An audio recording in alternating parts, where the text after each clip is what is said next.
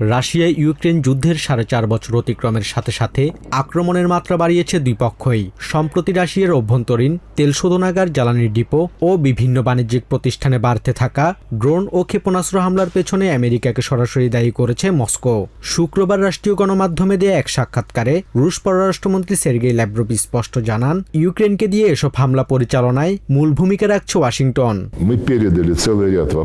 আমরা American state ডিপার্টমেন্টের কাছে বেশ কিছু প্রশ্ন জমা দিয়েছি এবং এ বিষয়ে তাদের মন্তব্য চেয়েছি। রাশিয়া ভূখণ্ডের গভীরে বেসামরিক লক্ষ্যবস্তুতে যেসব হামলা চালানো হচ্ছে তার পরিকল্পনা ও বাস্তবায়নে আমেরিকা গভীরভাবে জড়িত এবং তারা গোয়েন্দা তথ্য সরবরাহ করছে।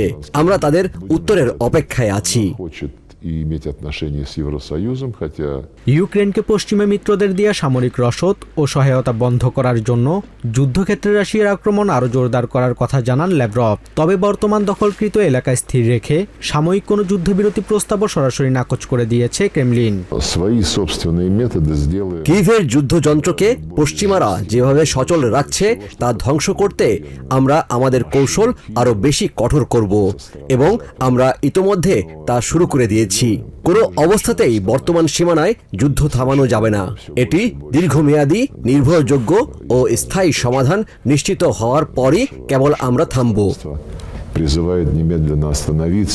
এদিকে ইউরোপিয়ান ইউনিয়নের নিষেধাজ্ঞার অংশ হিসেবে রাশিয়ার তেলবাহী ও বাণিজ্যিক জাহাজ জব্দের চেষ্টার করার সমালোচনা করেন ল্যাভরভ। ইইউ এর পদক্ষেপকে সমুদ্রপথে জলদস্যুতা আখ্যা দিয়ে তিনি হুঁশিয়ারি দেন, রাশিয়ার অর্থনৈতিক স্বার্থে আঘাত করা দেশগুলোর বাণিজ্যিক জাহাজে পাল্টা আঘাত আনবে রুশ নৌবাহিনী। আমাদের জাহাজ চুরি ও জলদস্যুতার জবাবে প্রেসিডেন্ট পুতিন খুব স্পষ্টভাবে বলেছেন, আমরাও একই ধরনের প্রতিক্রিয়া দেখাবো। কোন জাহাজগুলোকে লক্ষ্যবস্তু করা হবে তা আমরা নিজেরাই বেছে নেব। যেসব দেশ জলদস্যুতাকে তাদের সরকারি নীতিতে পরিণত করছে তাদের স্বার্থে পরিচালিত জাহাজগুলোকেই আঘাত করা হবে।